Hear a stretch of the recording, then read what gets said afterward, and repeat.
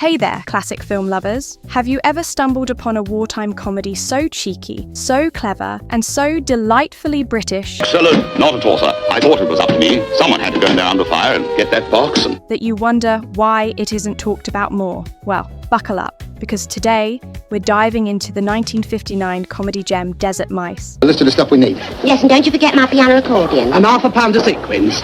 It's got laughs, music, espionage, and yes, Sid James in uniform. I've got a few little numbers of my own here that we'll have you all marching to before we're finished. What more could you want? Let's set the scene. That's right, boys and girls, the gang's all here. In other words, the celebrated Chuckles Company, bringing you girls, gags and giggles. North Africa, World War II. British troops are sweltering in the desert heat and in desperate need of some morale. Blimey, I've got him again. And that's where our story begins. Desert Mice follows an ENSA troupe, that's the Entertainment's National Service Association, sent to lift the spirits of the troops. Every time we sing jelly deals, we want you to wriggle like an eel, like that. But things take a twist when the music starts. Then we've got to get rid of them. GHQ says they've got to stay put, sir. And not everyone in the audience is exactly who they seem to be. Oh, yes, of course I remember. You remember, Gay? Yes, I remember. Our main man is Bert Bennett, played by none other than Sid James. Wait a minute. I'll bet you blokes can sing better than we can. Oh, no. You might know him best from the Carry On films, and here he brings that same lovable, roguish charm. Marvellous. These song pluggers are everywhere. Bert's a quick-witted performer who's part of this ragtag ENSA troupe. You see what you can do then, eh? When he hears a hauntingly familiar melody, the tune of Lili Marlene echoing through the desert, something clicks.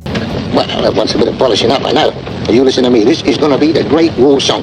But here's the twist. There are no lyrics. Yet. So what does Bert do? He does what any good entertainer/opportunist would do. When the day grows shady, she turns up the light. He starts writing his own lyrics, not just one set, mind you, a whole variety of cheeky versions. And now for a little number entitled, Don't Play Marbles with Father's Glass Eye. He needs it to look for work. But when they perform these songs, something strange happens. Some people in the crowd, supposedly British soldiers, start singing along in German. Yep, the lyrics were different, but the melody gave them away. And just like that... Listen, Bert, all those people out there are German. You're telling me I just saw my composer. So that's why they're behaving like this. They're German. a musical performance turns into a spy-catching operation. That's the brilliance of Desert Mice. Now, here are the handcuffs, which will bind the honeymooners together. It's a comedy, sure, but beneath the laughs is a smart little espionage plot. It's like Singin' in the Rain meets The Third Man, but with more desert sand and fewer shadows. I think we all ought to make an extra effort in this place. Well, I'm ready. The cast is stacked with British comedy royalty. Dora Bryan plays Bert's wife, Gay Bennett. Bright, bold, and always ready with a quip. I'm sorry, dear, we're full up with professionals. Come on, Bert. Then there's Dick Bentley as the ever-gentle, slightly baffled Gavin O'Toole, and Joan Benham as his wife Una, providing that upper-crust comic flavour. I haven't tried. Time and time again, but it's no good. My old trouble, you know. Reginald Beckwith's Fred is a lovable oddball, For my first illusion, I shall give you The Vanishing Honeymooner. while Irene Handel's Miss Patch is all fluster and fuss, stealing every scene she's in. Good evening. What a lovely one, isn't it? One standout appearance is Emmy Clifton James as Field Marshal Montgomery. And yes, that's the real actor who doubled as Monty during World War II for deception purposes. Liz Fraser is Edie, assistant to magician Fred, Oh, okie doke, what do I have to do? bringing a touch of glamour along with Patricia Bredin as Susan. Susan Lee. I won your amateur talent contest at Herne Bay last year, remember?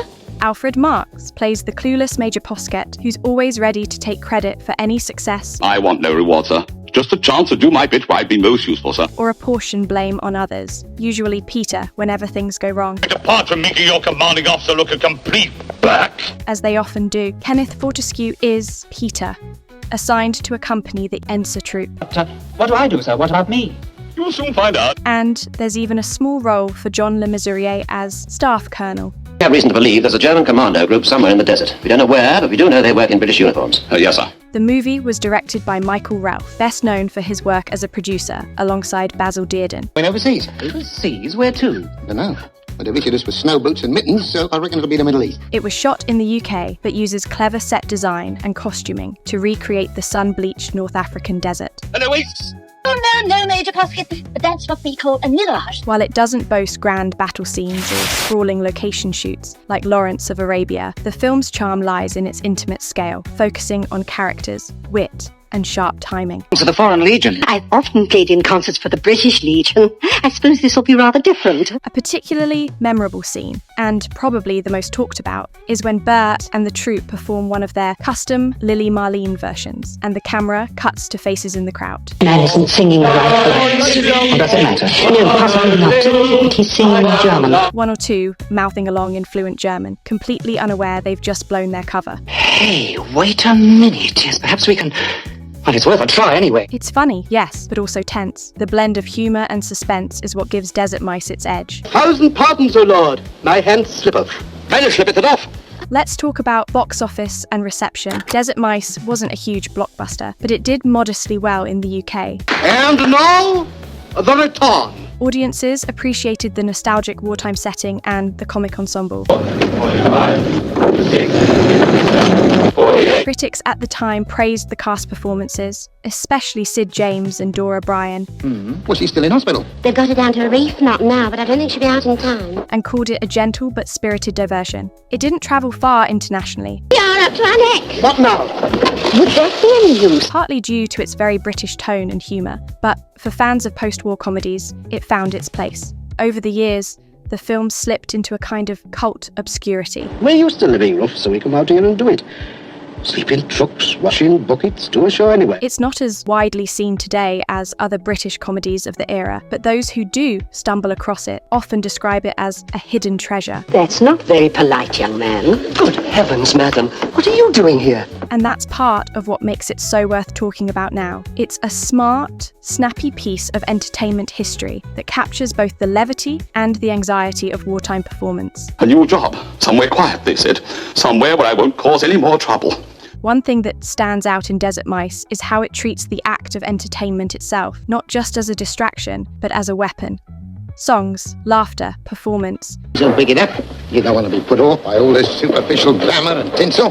These become tools of war. It's an idea that's both funny and surprisingly powerful. As for its legacy, it might not sit on the same shelf as the Ealing comedies or The Bridge on the River Kwai, but it holds a unique spot in the wartime film genre. I'm very glad you told me that. I'd have worried. Yes, I feared you might. It's light on its feet, but it's got something to say. So, if you're looking for a film that will make you chuckle, hum along, and maybe even hold your breath for a second, Do you realise that number would have made our fortune? Oh, never mind the number. Let's find the convoy. Desert Mice is worth a watch. It's a time capsule, a comedy, and a clever little nod to the power of performance in the unlikeliest of places. Thanks for watching, and if you've got a favourite, underrated British classic, drop it in the comments. And hey, next time you hear Lili Marlene, keep an eye on who's singing along. Don't forget to like, subscribe, and ring that bell for more hidden gems from the golden age of cinema. See you next time. People have done damned well. Oink, oink, damned well. I'm glad I was able to use them so as much as I did.